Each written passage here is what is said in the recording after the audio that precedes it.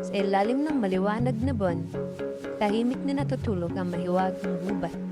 Kumikinam mga alitaptap, habang marahang umiihip ang malamig na hangin.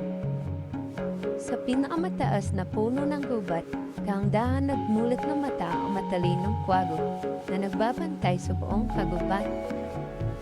Binuka ng kwago ang kanyang malalapad na pakpak, tahimik na lumipad sa malamig na gabi.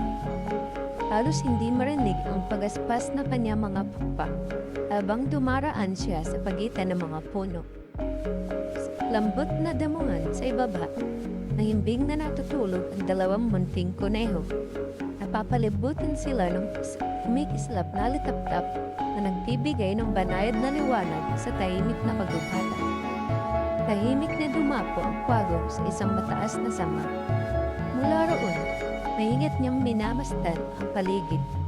Tinitiyak niya ang bawat nilalang sa kagubatan ay ligtas at payapang natutulog. Malapit sa isang malinaw na batis, nagpapahinga ang isang maamong pusa. Ang tubig ay kumikislap sa liwanag ng buwan, habang dahan-dahang dumadaloy sa pagitan ng mga bato. Habang nagpapatuloy ang kwago sa kanyang paglipad, napansin niya ang banayad na pagkalaw ng mga dahon sa mas madilim na bahagi ng kagubatan. Tahimik siya nagpasid sa paligid. Sa ilalim ng isang malaking puno, nakapalupot ng isang maliit na soro.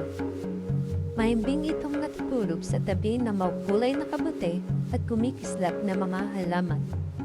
Muli, tahimik na lumipad ang kwago sa pagitan ng matatangkad na puno. Malamig na hangin ng gabi ay marahang dumatampi sa kanyang mga pakpak.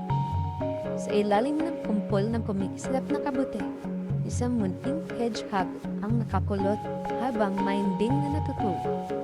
Ang banayad na liwanag ay nagpapainit sa tahimik na gabi. Lumipad pa ng mas malalim ang kwago sa pinakatahimik na bahagi ng kagubatan. Doon, ang mga puno ay mas matatangkad at ang gabi ay mas tahimik. Parang gumagalaw ang mga dahon habang umiihip ang malamig na hangin ng gabi. Ang mga mahiwagang halaman ay kumikislap na parang maliliit na ilaw sa kagubatan. Umakyat ang kwago sa mas mataas na bahagi ng kalamitan. Mula roon, tanaw niya ang buong kagubatan na payapang natutulog sa ilalim ng maliwanag na buwan.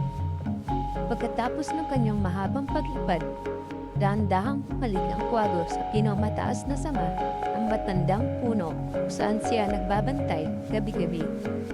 Sa ilalim ng kanyang tahimik na pagbabantay, ang lahat ng hayop sa kagubatan ay natutulog na mahimbing. Ligtas at payapa ang buong kagubatan sa gabi. Habang unti-unting nagiging maliwanag ang langit at sumisilip ang unang liwanag ng umaga, pinikit ng kwago ang kanyang mga mata. Alam niyang nagampanan niya ang kanyang tungkulin bilang tagapag-alaga ng kagubatan.